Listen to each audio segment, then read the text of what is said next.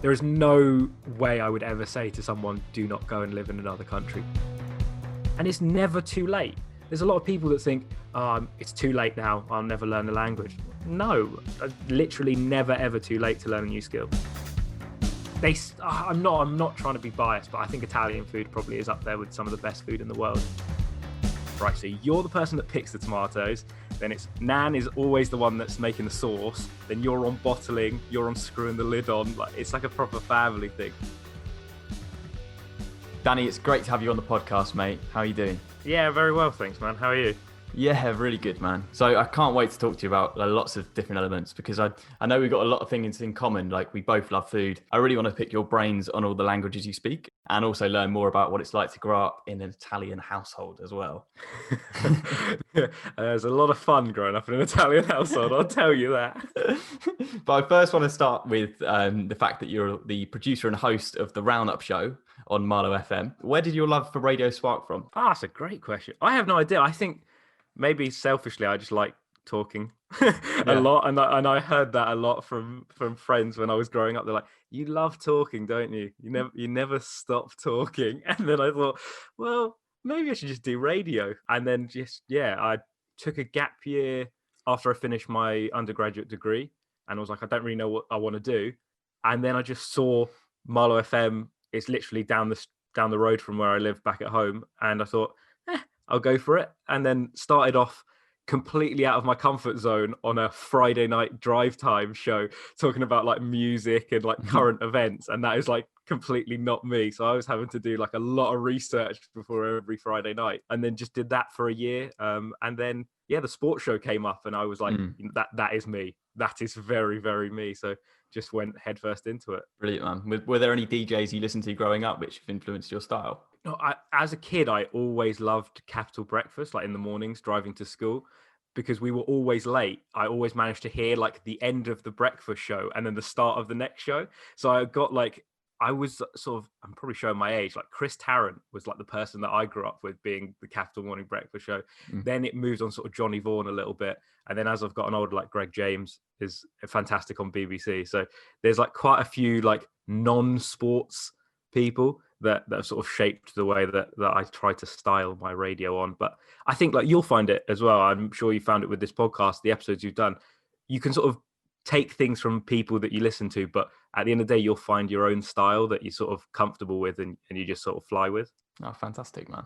I want to talk about travel and how travel has impacted your life and shaped your life.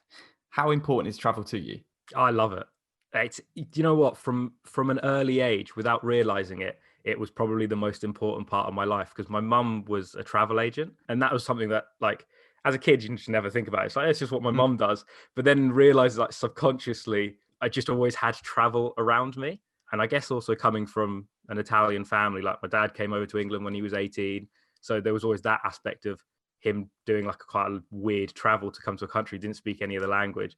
And then my mum booking holidays at every given opportunity, because that was just what she did for a job. So she was like, well, if I'm booking holidays for other people, I've got to book holidays for us as well. I can't just be watching people go and enjoy themselves. Where did you go on holiday as a child then? Loads of, you know what? Everywhere. Like, we did staycations in England. Italy was like a staple. It was essentially the three main parts of the year: Easter, summer, or Christmas. It was like on rotation. You just pick two times of the year. We'd go back home to visit the grandparents, which was always fun. It was a weird thing to do, like, because Christmas in Italy is very different, and it's something that I sort of got as a child. Now looking back on it as a positive thing, because you get to see two different cultures. But like over here, you'd have Christmas and like your friends would be like, oh yeah, like had roast turkey, had like pigs in blankets, like woke up early, and in Italy it's like had a plate of pasta, had some fish. Like, it's really stereotypical, but it literally is. Like, you wake up, and in Italy, I mean, I don't know if it's the same for all over Italy, but for my family, Christmas Eve is a bigger day than Christmas Day. So like Christmas Eve is when we get all our presents and we open them in the evening, and then Christmas Day is just a day where we just sleep and eat food. It's actually not too dissimilar to England. I was going to it sounds quite similar to me. Just no Yorkshire puddings. No. So whereabouts in Italy are your family from then?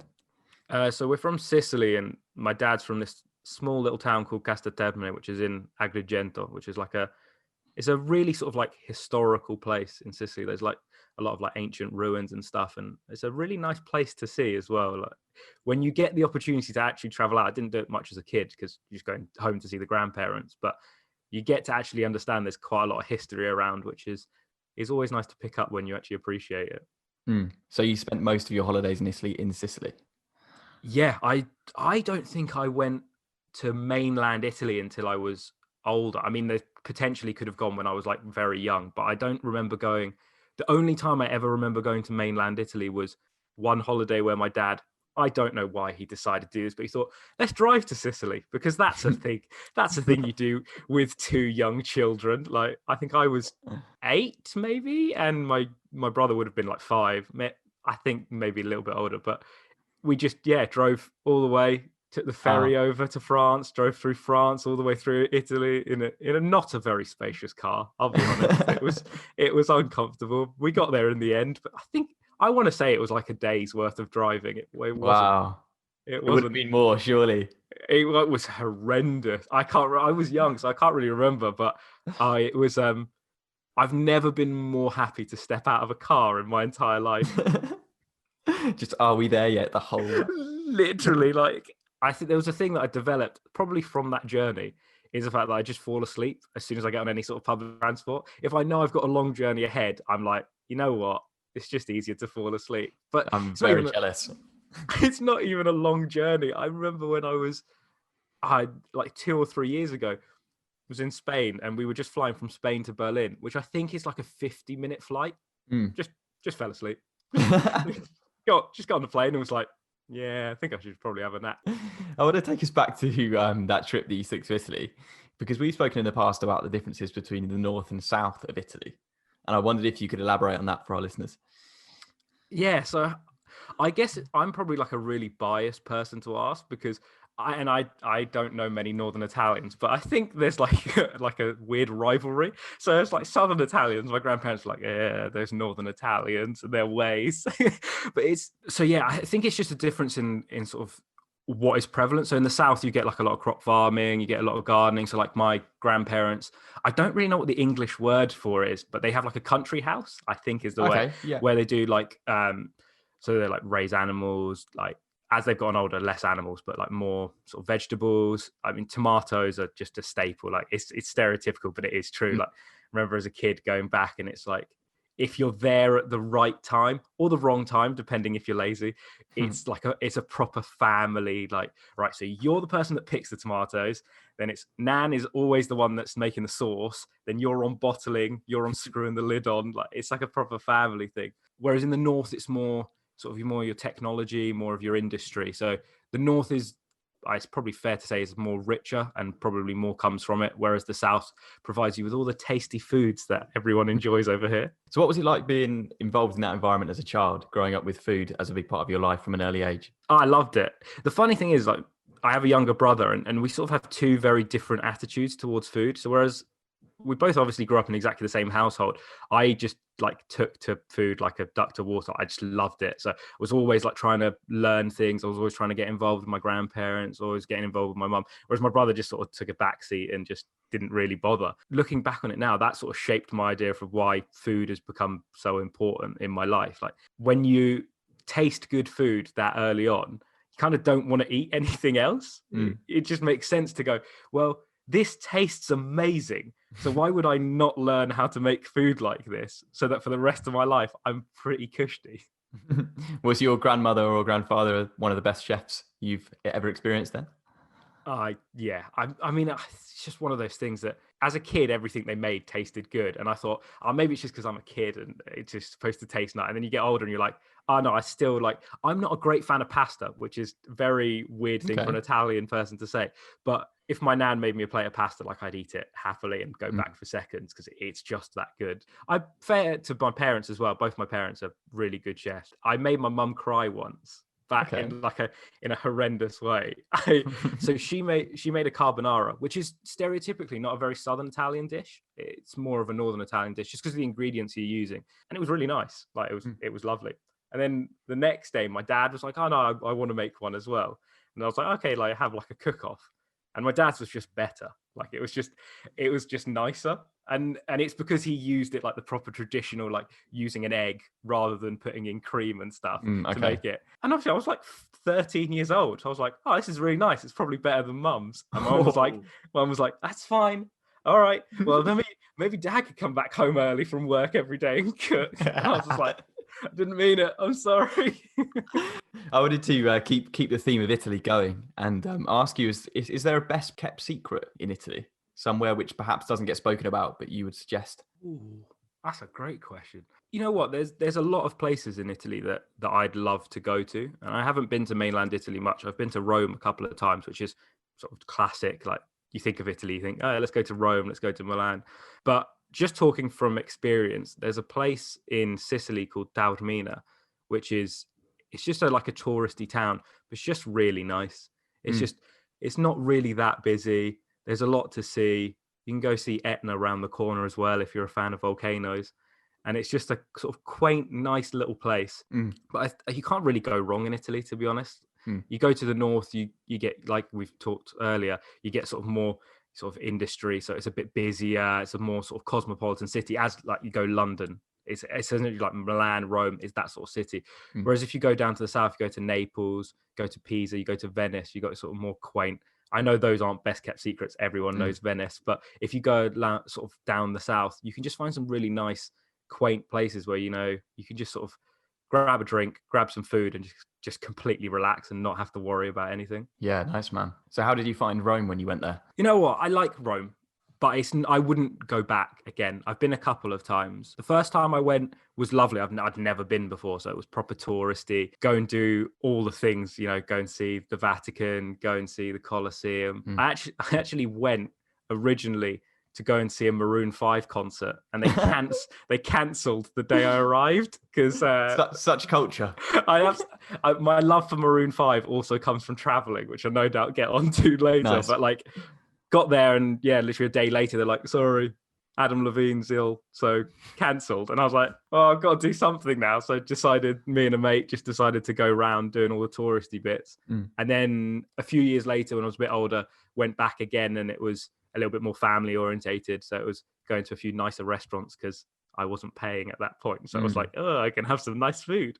The thing is, I'd say if you're going and you're traveling to Rome, maybe not now because of the way the world is, but in the future, just stay off after you've done all the touristy stuff, if we're talking food wise, stay off the main street. Go find little cobbled streets, go and find little places to just get some food, because you'll get shafted tourist wise where they'll give you this incredible like set menu, but it's not proper Italian food. Like it'll still taste good because you're in Italy, but it's not proper Italian food. Whereas you can find just like little independent places where they'll feed you for like nothing and you'll be getting like massive plates of food. So yeah, a little tip if you're ever going there, just anywhere in Italy, just find independent places where they basically don't give you a menu. Like you sit down and they're like, do you have any allergies or any dietary requirements? You're like, no, I'm fine. They're like, well, you're getting this, you're going to get this, you're going to share this meal, and that's what you're going to have.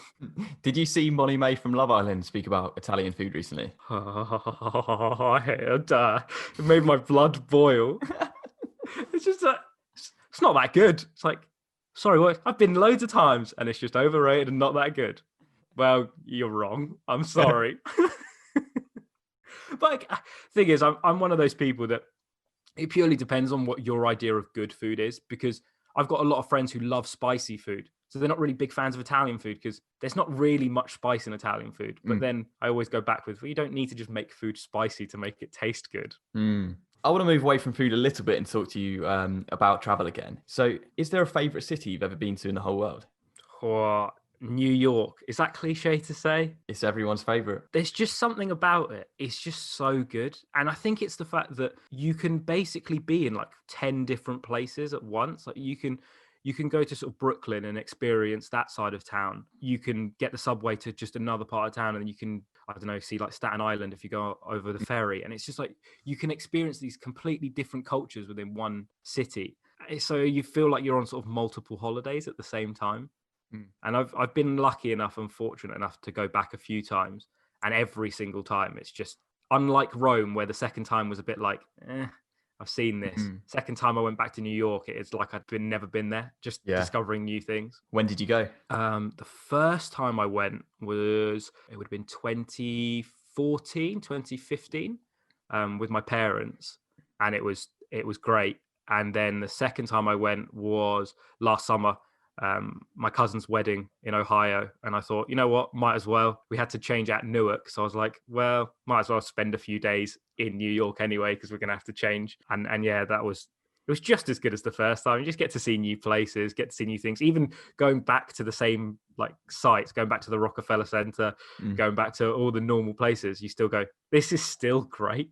And I hate heights, and it was still great. If you had to design an itinerary for someone who'd not been to New York, and you had to give them a list of, like, let's say the main attractions that you wanted them to go see, what would you say? Okay, Rockefeller Center, at top of the list. Unbelievable. And see, I'm trying to think of stuff that's not food related, because I'm always just food and travel are like just two things to me that just click all the time. Where else could you go? Madison Square Garden, if you're a sports fan, just because I went there the first time just to go watch New York Knicks play. And I'm not a New York Knicks fan, but I was thinking, I'm in New York, I'm not going to see a sports game. Like, I have to. There's actually so much to do that I've forgotten all of the things that I did in New York, and all I can think about is all the food places that I visited. Yeah, go on then. Where did you go? So you've got to go Grimaldi's. If you're going to go to a pizza place, it's like, I think it's just known as like the best pizza place. So go there. It's insane and really good price. Like most American food is decent, but it was Times Square. There you go. I've remembered to definitely go to Times Square. And I only remember Times Square because there's a cheesecake place in Times Square. It's a restaurant that just does really good cheesecake. Go there. Things called Junior's. That's really good cheesecake. Just on the pizza momentarily, what are you having on your pizza? Are you keeping it to traditional tomato margarita and some basil? So they're really cool. So you basically order like a traditional pizza pie, and then there's just like a list of toppings, and you basically just pick all of your toppings. So when I went there, I think I went regular pizza. I whacked some sausage on it, some olives, maybe some peppers as well. It was just, and it's huge as well. Like, you're not sitting there thinking, I'm spending $25. It's going to be like a small little pizza. It comes on like this massive tray, and you're thinking, if I wasn't sharing this with like 3 other people, I would be absolutely done for. But it's just a very solid pizza. I wouldn't say quite as good as just I'm a fan of just a regular margarita. I'm a plain is best guy, but it was up there. Like, I was almost scared to say to my dad, this might be better than yours. I'm trying to think of other good places in New York. This is a chain place, but when I went to New York the first time, literally finished watching the New York Knicks play the Denver Nuggets, met up with my parents. They're like, oh, what do you want to do now? And I was like, I really want pancakes. And I've always heard about IHOP. Like, it's just the one thing. Like, we don't have it over here. And I was like, I really want IHOP. And my mum was like, oh, okay, well, yeah, we'll go to IHOP. Now, people listening at home will probably definitely know New York better, but I'm pretty sure Madison Square Garden is something like 52nd or 60th Street in New York. And the IHOP is on 13th Street. So that's like 40 blocks away. Like, it's quite a long way. Wow. So we were like, should we get the subway? My mum was like, no, it's fine. Like, we should walk, because it was November at the time. So it was really cold. So I was like, well, let's make the most of, whilst it's like midday, the weather's relatively nice, let's walk. So we walked for like an hour. We rock up at this IHOP, like sweating and out of breath. And this waitress is like, are y'all okay? And we're like, pancakes, please. And they're some of the best pancakes I've ever had. Yeah, describe them to me. What were they like? So I went traditional blueberry, just proper. It's a chain restaurant, so I thought nothing of it, but it was like nice, light blueberry pancakes. I think my brother went chocolate chip, and then my parents just sort of dug in with whatever we were getting, but just lathered it in blueberry sauce. And it was, I don't know if it was the hour walk that made them taste better, but they were just so sweet and so light and fluffy. And it was like, this is the place. If I had to push you for another city then, perhaps that was a bit cheaper, and you had to go there on a budget, which would you choose then? Oh, love that. So I love Valencia, and it's not too expensive. It's a really, really nice place. And there's loads of places in Spain that are really nice, but I've had friends in Valencia for some time. So it's just a place that I've sort of gone back to a couple of occasions. There's nice things to see. again, if you're a sports fan, you can go watch the Valencia play. Like my friend who lives over there. I went to go. I have like this weird habit of when I go to places on holiday, my memorabilia is to just buy a football shirt. It's an expensive habit, but and when I went to Valencia the first time, I was like, oh, I'm just going to go and buy one from the club store because I thought, why not? So I bought the iconic like orange Valencia top, and they were like, oh, we're having an offer at the moment. If you every time you spend over €30, you get a free ticket to watch the friendly against Tottenham Hotspur. Oh wow! I was like, okay, well, I got my brother one as well, so we got 2 tickets. Unfortunately, we couldn't see the match because it was 2 days after our flight, so I just gave it to my mate. I was like, there you go, you take it. And he like messaged me back like a week later and was like, you know, the girl that I've been talking to you about all the time, she said yes to come to the game, and now we're dating because of it. So thank you for buying those 2 Valencia shirts. I was like, hey, just doing my bit. Doing my bit. What a wingman. I like didn't even mean it. But yeah, Valencia's really nice. And there's a thing called Las Fallas in Valencia, which is, I don't really know how to describe it apart from think of bonfire night, but just think of it like citywide. So people build these statues. So it'd be like caricatures of people, it'd be anything. Like it can be like tall politicians, it can be like a fun fair. They build these around the city and then they just set them on fire. So you've got like an entire city that is just on fire with like fireworks, and then in the middle of the sort of the town, there's a huge like sort of display where there's more iconic ones. Like they were mental. Like there was one guy. I mean, I don't know how many people built them. I imagine loads, but there was like a giant like lion like standing on top of like a globe in the middle of town, and they just set it on fire. And if you get a chance to go to Valencia, that is one travel thing you have to do. Las Fallas is unbelievable.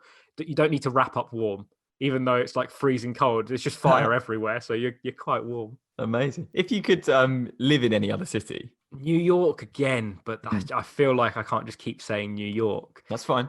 It just seems great. It seems just like a lovely place to be. Nice and busy. I mean, maybe the busyness factor would annoy me because it is literally the city that never sleeps, to the point that you like if you're in the wrong part of town, you're essentially just got lights 24/7 like going into your window. San Francisco would be like a second shout for me as well. That was just a lovely place to visit, and it's a very similar sort of city, like very like busy and things happening, but was just there was something about San Fran which was a little bit more chilled vibe. Like it was still busy, but people were a little bit more relaxed than New York. Amazing, man. San Francisco's always been on my bucket list. What's it actually like? Oh, it's great. I did a road trip with my family where we landed in San Francisco and then drove all the way down, like doing like Santa Monica, Santa Barbara, till we got to LA, and then went to Vegas as like a road trip. And San Fran was great. The food as well is so good.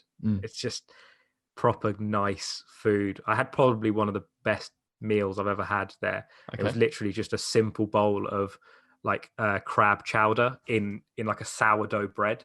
It was just amazing. And it's another city that you can just see loads of things. Not many things spring to mind in terms of iconic places, but San Francisco Bay is incredible. The Golden Gate Bridge, if you get a chance to do the bus tour, do it, because it's Alcatraz as well. We went to that, and that's creepy, like quite still very eerie, but incredible to see. If you do the bus tour though, you have to stay on top. Don't be a wuss like my parents and go downstairs and sit inside the nice, comfortable, warm bit of the bus. Sit on top of the bus, wrap up warm, and drive over the top of the Golden Gate Bridge. Because when you go over it, like it's all sunny, it's all fine. You get to the bridge and it just turns to fog. Like probably the time of year that we went, but you just couldn't see anything, and it was incredible. You're just like, it's like a horror movie, you know, when like. You're sort of driving into like an eerie part and it's like the fog descends and you can't really see past like your hand in front of you. It was like that. But yeah, no, San Francisco is an incredible place, great food and really good places to visit. I ask you that because I, of course, know that you lived in Spain for a year. I wondered if you could touch on that and tell us what it was for and how it was. Yeah, it was awesome. I was very fortunate to live in Spain for a year as part of my university degree. So not only did I get paid to essentially live in Spain, thanks to the Erasmus scheme, I basically went to uni there and got to experience a completely different culture in all aspects. You get to study in Spain, which is weird. It's like completely different from university here, just purely because the class, like you basically don't have any seminars. Over here, you'll have like a lecture with like a couple of hundred people, and then you'll break off into seminars where it's more like sort of considered and you get more time to actually talk through points. Whereas over there, it was just all lectures. Like it was just like 50 people in a class and that's it. And they just take a 2-hour break during the day for a siesta, which is the greatest thing in the world. And I've never quite readapted to English living after having a year of just knowing at 2:00 that nothing is open and just going, just going to go for a nap because why wouldn't I? And it's needed. I lived in a place called Murcia, which is down in the south. And in the summer, it got to 51 degrees. Oh. So you're thinking, do I stay up and sweat or do I just try and get a bit of kip? And you just always choose the nap. Yeah, I loved living in Spain. And yeah, like I said, fortunate enough to do it as part of my uni degree. So there wasn't too much pressure in terms of like having to try and find a job or anything. So actually just got to do a load of traveling. Oh, amazing. It sounds to me like a brave decision though. Would you urge people to do the same? Yes. There is no way I would ever say to someone, do not go and live in another country, because it just is the best. If you're trying to learn a language, I think the only way you're going to do it properly is go and live in another country.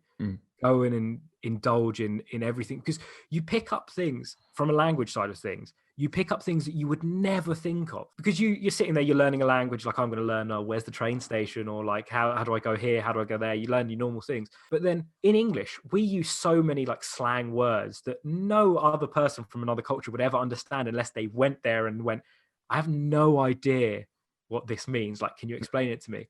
So definitely. And just for the pure aspect of getting to see a different culture as well, you get to take in so many things that you'd never see, like sort of in a weird geeky way. You get to see loads of architecture that you wouldn't see. You're sort of used to being in England, you see sort of old style Victorian housing, you see different periods of English culture. But then you go away to Spain and you get to see this like sort of Baroque or this Gothic architecture that you think this actually looks so cool. And I would never really experience that if I didn't just go and travel around Spain for an entire year instead of studying. Oh, amazing, man. You're selling the dream to me. Yeah, I'd go, definitely. You have to. Just if it's a weird world, obviously, at the moment, and it's probably not possible. But if there's any point where you can have like a break to just for a few months to go and live in another country, if you have to live in a country, where would you go or place?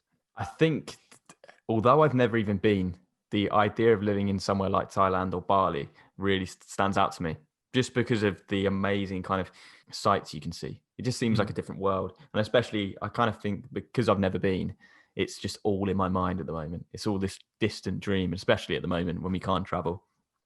So I would say somewhere like Bali or Thailand, just because there are so many sites that I want to see that I haven't yet seen. So good. They sound like, when you say those places, you just sound cool. And you just imagine very clear water and very chill vibes. Yeah. You mentioned Murcia there, and I definitely didn't say that correctly. Can you say it again for me? Because it sounded awesome when you said it. I think it's Murcia, but they'll probably pronounce it a different way. Amazing. What's Murcia like? It's a nice place. Like it's quite. If you ever fly to Murcia, don't make the mistake I did and fly to Murcia airport, because it's a very small airport with very few transport links. So it takes you quite a while to actually get into Murcia. Whereas just fly to Alicante and you can get a bus for €5. Okay. and it's like half an hour away. So it's not too far from Alicante. So it's quite touristy just because it's that part of Spain. But when you actually get into sort of the heart of Murcia, I lived in basically the city centre. It's really nice, really sort of cosmopolitan, very mixed. And the thing that I loved as well, so there's like two sides of the city. There's like the main town hub, and then the sort of, I don't know how to say it, there's like a bridge, but over the bridge you get people from loads of different cultures. So it's more like the sort of the immigrants to Spain that live on that side of the bridge. I was like waking up to like reggaeton music playing out of my window. Like it's just a proper nice way to just walk out and see. Like I like lived next to some Brazilian people. I lived next to some Dominican people. One of my flatmates was French. So it's just like you get to experience, even though you're in Spain, you get to experience all these different cultures. Like one of my flatmates so he's half Norwegian, half Mexican, and a professional tennis player. And I was like, wow, it's mental. Like I was just sort of sitting in the kitchen and he was talking on the phone to, I'm guessing his parents or his family. And then he just started talking in English. And I was like, are you English? He was like, wait, you're English? I was like, yeah, I'm English. He was like, no, I'm Norwegian, but I speak English. And then just from there, you just strike up a conversation with someone that you never knew. And yeah, I hope Anders is going strong in the professional tennis scene. Nice, man. Did you go out there on your own? No, so I went with my then girlfriend at the time. We both studied Spanish, so we both went to Murcia, and it was good. You know what? It's one of the things that I'm glad that she was there as well, because as much as I'd love to have done it alone, and I thought I would have been strong, like, it's definitely great to have someone there that is also looking after you at the same time, because you do get homesick. It was the first time I'd properly lived away from home for like an entire year, so it was good to have an anchor with someone there to go, you know what, you're having a bad day, but it's okay, don't worry about it. Yeah. And then at the same time, it means that you get to actually go and do load of stuff, because you're not worried about going like, oh, do I want to go to this place on my own? You've got someone else there, and you're like, I remember there was possibly one of the greatest trips that we did whilst we were in Spain.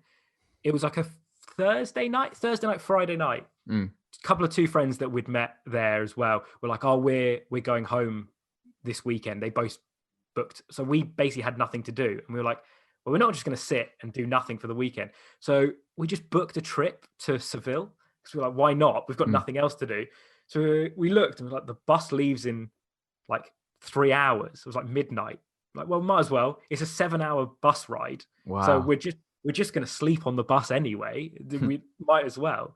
So literally last minute, packed a load of stuff, ran to the bus station, got on this bus for 7 hours. It was just mental. You just rock up in a completely different city. And unfortunately, we couldn't get into the hotel until 10. So we just did a load of sightseeing at like 7 o'clock in the morning, which was lovely because it was still light. There was no one there. These lovely places that we got to visit, like these churches and different places, we just got to see without anyone there. And then we just went to go back to home, fell asleep for 4 hours, and went back out again. Would you say that you're quite a spontaneous traveller then? You know what? At times, yeah.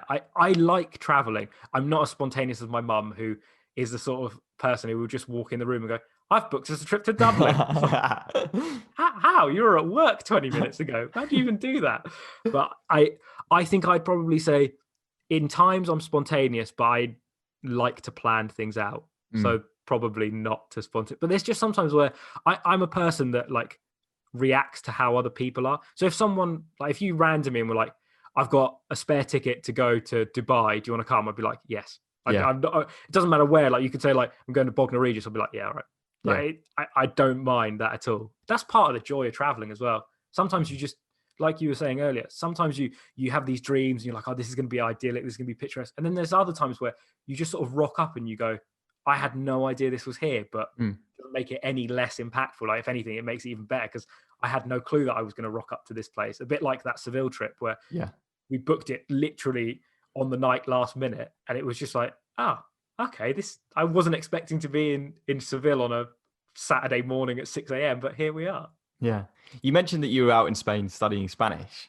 Did you speak the language before you went? Yeah, luckily I sort of always had an interest in Spanish since I was a kid. Like I had like Spanish friends, Argentinian friends. So I always spoke a little bit. And luckily enough, the secondary school I went to, you had to take a language from, which is, now I look back on it and think it's honestly the best thing that ever came out of that like school. It was so nice to, at the time when you're like 11 years old, the last thing you want to be learning is a different language, or you just like can't be bothered. It's hard work. But the fact that they went French, Spanish, pick one, French, Spanish, or German, pick one. What do you want to do? And so I went for French and Spanish, and then carried on Spanish further because it was just more fun. Then I went to uni, learned a bit of Spanish. So luckily, before getting there, I did speak. I'd say I thought I spoke great Spanish before I went to Spain. It was a lie. It was a lie telling myself. That people were sitting there like, what are you saying? Can you speak slower and in a better accent, please? So how many languages do you speak then? I know obviously you speak Italian, you speak English and Spanish. It's embarrassing to say I probably speak better Spanish than I do Italian. Oh, really? Yeah, I at home we sort of were never taught the proper Italian, so we was taught the dialect. So I speak like a Sicilian dialect. So I speak Spanish better than I do Italian, which is really embarrassing. I speak a little bit of French just because, again, I had to learn it. And when I was a tennis coach, I had to teach some French foreign exchange students. So you just pick up random little phrases and little words they teach you, a tiny, like literally like 2 sentences of German because my cousins live in Germany. And then I was learning a bit of Arabic as well, but I literally know just rude words and sentences from what people taught me. That's so impressive. And I think you're downplaying it as well, because I've had a go at learning Spanish in the past, and I'd never get beyond, let's say, a month of learning because I just don't have the patience for it. If you had to give any advice to someone who's trying to learn a language, what would you say? You say that though, your Spanish was good because then when I texted you in pure Spanish, you completely understood. So for a month of Spanish, you did very, very well. Google Translate, Danny. Google Translate. I was giving you the benefit of the doubt. Definitely try. I mean, in the current climate, it's difficult, but definitely try and speak with a native speaker. And I think even in this current climate, it's a really good way to have a pen pal, essentially, because it's just a great way. You will never know as a foreign language speaker if you're saying something incorrectly with a slight wrong intonation on the wrong accent, or if you're pronouncing it differently until you speak to someone from that place. And they'll be able to go, hey, you know what, you're saying this bang on perfect, but maybe you're rolling your R wrong in this word, or you're not rolling your R in this word. So I'd say most importantly, if we were living in a COVID-free world, just travel to places that speak that language, because you will also gain a completely different idea of the language depending on where you go. So I grew up with a lot of Argentinian friends, and Argentinian Spanish is very, like, it's still Spanish, but their pronunciations are very odd. And not odd in like a bad way, just having learnt Spanish from like a traditional Castellano, which is like the main center Madrid Spanish. You listen to an Argentinian speak and they just start, it's not slurring, but like in Spanish, when you refer to yourself, you say yo, which is just Y-O as in I. But the Argentinians will say yo. Okay. And as someone who's just learning the language, you're thinking they're saying Joe, and you're like, no, my name's Danny.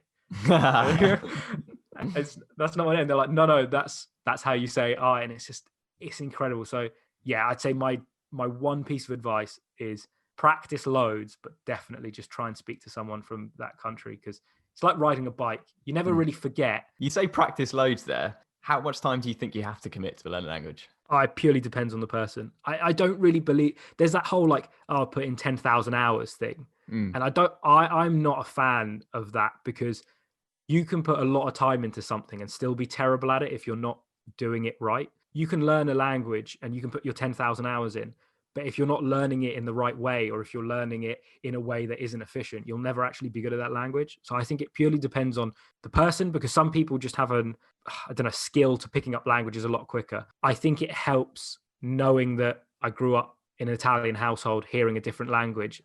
Italian is also very similar to Spanish. That's one thing.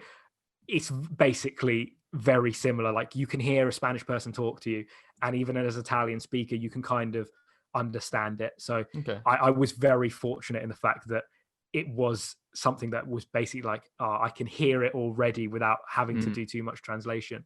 But yeah, it depends on the person. But I would say when I was learning it at uni, a couple of hours a day, 1 hour a day of speaking, 1 hour a day of writing, because they complement each other a lot. You can learn a language spoken, fantastic, but you need to still learn how to conjugate all your verbs, how to write things, because you never know where you're going to be in a position where someone goes, oh, you know what, I don't really speak the language, but I can read it. And you're like, well, I can't write it. So here we are. Do you think anyone can learn a language? Definitely. Yeah, I think it's one of those things that it just requires a lot of time and effort. But to any degree, you can learn a language, even if it's so simple as just learning how to say, like, where is the train station? My name is, my birthday is on the 12th of October. You can pick up anything. And it's one of those things in life that, not even just with languages, in just every general sense, every little bit will always help you out. I try not to say the Tesco's motto there. every little helps. But it's true. Like, you never know when you'll just learn random phrases in a language and they'll come up. Like, I mean, on a sort of flip side to it, I remember when I was studying it in Portsmouth and I was going to the cinema with all my mates. There was an Italian couple on the elevator in front of us. And this was like 19-year-old Danny. So my beard was just patchy and it looked awful. I mean, I don't have a great beard now, but it looks good to me. Looks good to me. You're too kind. You're too kind. It was shocking. And anyway, so the girlfriend was facing me and the boyfriend was facing her. And she said in Italian, oh, that guy behind you's got a really ugly beard. Oh. and I just looked at her dead in the eye and was just like, oh, thank you very much in Italian. And I've never seen someone go bright red before in my entire life. And the boyfriend was absolutely wetting himself. And I was like, she's right. It's horrendous. But you just never know when little things in life just pop up like that. So yeah, just even if you're learning the most basic phrases in another language, what have you got to lose from it? You're only expanding your own knowledge, and it's never too late. There's a lot of people that think, it's too late now, I'll never learn the language. No, one of my friends at uni was like in his mid-30s and he was learning Spanish. Literally never ever too late to learn a new skill. So I know that we've got a mutual love of food, and I can't wait to talk to you about food. We've touched on it already because it's just inevitable. Whenever we talk, I feel like it just always migrates towards food. Would you consider yourself a foodie? 100%, like a 1,000,000%. Does food dictate where you choose to travel to? In part, yeah. I there's times where I've gone, there's a really nice food place in this city. Let's try and find a way to make this a stop on a road trip. Now, I was listening to your podcast last week with Laura Woods, and when you said, I can't remember where you said you were. Sorry, apologies. But that's all right. Getting the 20-minute trek out of town to go to that is me all over. Like I will go. There's a place that is now considered close, even though it's still 45 minutes away. But that is closer than it would be if I was in England. So we're going there. Yeah, completely. That was in Miami, and it's nice to bring it up now, especially to you, because it was an Italian restaurant, and it's the best restaurant I've ever been to in my life. So we took this 20-minute cab. Actually, no, we walked 20 minutes along the beach. So it was quite a nice walk as well.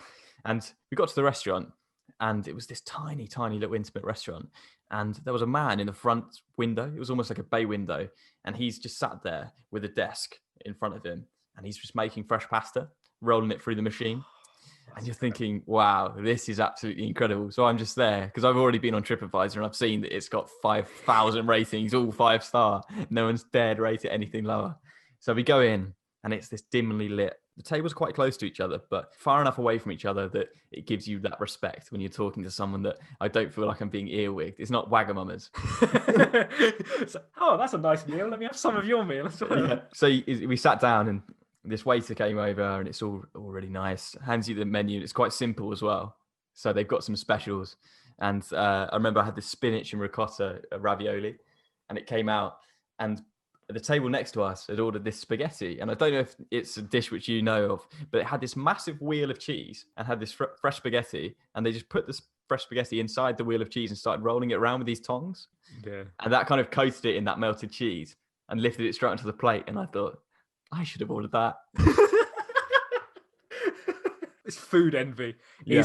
Is possibly one of my great. I hate having food envy. Like my pet peeve is getting full up on food that isn't good. Like you order something that you think is going to be amazing and you eat it and you're like, oh, this wasn't great. And now I'm full. And then, you look over at the table next to you and they've got this massive wheel of cheese and spaghetti. And you're like, no, I haven't got any room left. How was your spinach ricotta though? Oh, it was fantastic, man. So good. Is there a best restaurant that you've been to? If I'm going to be completely honest, I went to the Fat Duck. And this is food snobbery. This is pure food snobbery. Just because when you think of the best restaurant, it's the only that it's like the anchor point for crazy food. Because my parents always knew I love food and always been a foodie. They basically went, right, for your A levels, if you do good, we'll get you and one of my mates as well, who's a bit of a foodie, will let you go to the Fat Duck. Wow. And I am under no illusions that I've been very fortunate in my life. Like my parents have given me a lot. So I thank them for that. But it's the craziest meal I've ever had. It's like it was a 14 course taster meal. So everything is small portions. It's just crazy. It's just proper mental. Like you go into a restaurant and you think, I have an idea of what food is like. Like I've eaten in many places before. And so I am comfortable that I understand what I'm going to get served. And then the first thing you get served is some guy rocks up to your table with a bowl of liquid nitrogen and a squirty can of cream, squirts it onto this spoon, dips it in the liquid nitrogen and goes, here you go, eat this. And you're like, yes, okay, I will eat this. And it's just, that some of the food, not all of it was to my liking. I'm not going to lie and say, oh, it was all amazing, you'll love it. There was one course where the main part of it was like roasted pigeon with like this chip sort of thing, not like a crisp, sorry, with like a foam. And that was fine. That tasted great. But on the side of it was a bowl of all of the giblets that had been jellied and then sprinkled with sugar puffs. Wow. And I took a bite of this like sugar puff jelly, and I don't like jelly anyway, and I'm now don't like sugar puffs. But it was just the strangest thing. But yeah, that's like the most iconic meal I think I've ever had in a place, just because it's so weird, so weird. I'm a dessert person through and through, and the dessert I will literally never forget. It was, you got 3 different desserts, but the best one, it was a board of the United Kingdom. Okay. And it had cola bottles stuck to it, but the cola bottles were all whiskey, and it was from different whiskies in Scotland, and they were stuck to the geographical location where they were made. You just got to taste these like whiskey cola bottles, and it was just like, this is an incredible way to end a meal. So I wanted to go back to you growing up in an Italian household, because obviously a massive part of that must have been the food. I probably didn't appreciate it as a kid, because just as a kid, I was just looking, I was like, this is what my parents cooked. And then it wasn't until I got older and then started going to friends' houses, and I was like, the food is a lot better back home. Which is a horrible thing to say. But no, like, it was one of those things that it was quite funny. One of my best friends growing up, every time I went to his house, always, it was running joke, still to this day, running joke with his parents. Every time we seem to go around, we always seem to have like pizza. It just happened to be that we'd always be watching football. So it was just the natural thing was like, oh, let's just order a pizza. And there's a running joke throughout the every day, like every time I saw them, every time I went round, where they were like, we swear we don't just always eat pizza. We actually eat real food.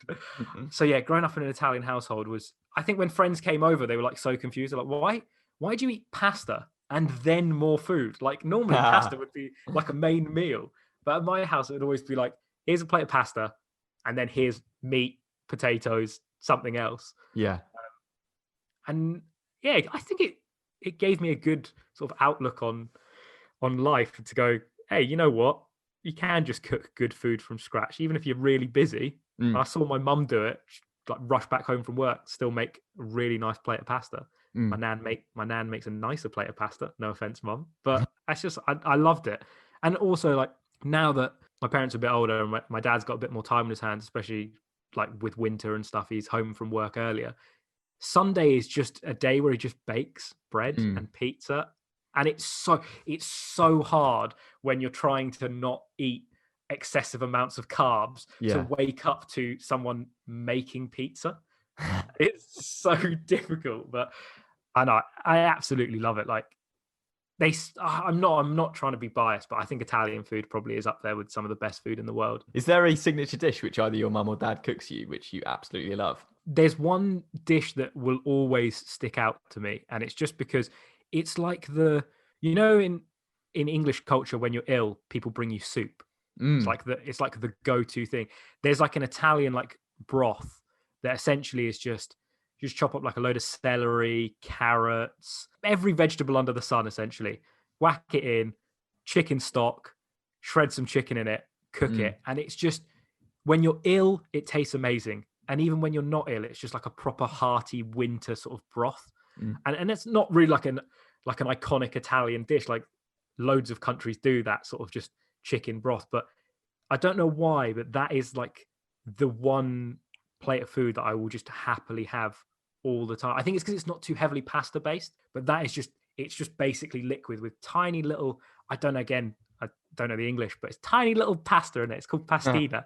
Okay. Like tiny little pasta. So you don't really feel like you're eating pasta at all. You just eating this like hearty warm broth. So that's like my favorite dish. And anytime my parents make it back home, I'll happily have it. Nice, man. It's been brilliant talking to you, Danny. I really appreciate you taking the time to come on the podcast as well. Some of the stories you've told have been amazing. Just make me want to visit all these new places, especially Spain and Italy. There's a few new places on the bucket list for sure. Thank you, mate. Thank you very much for having me.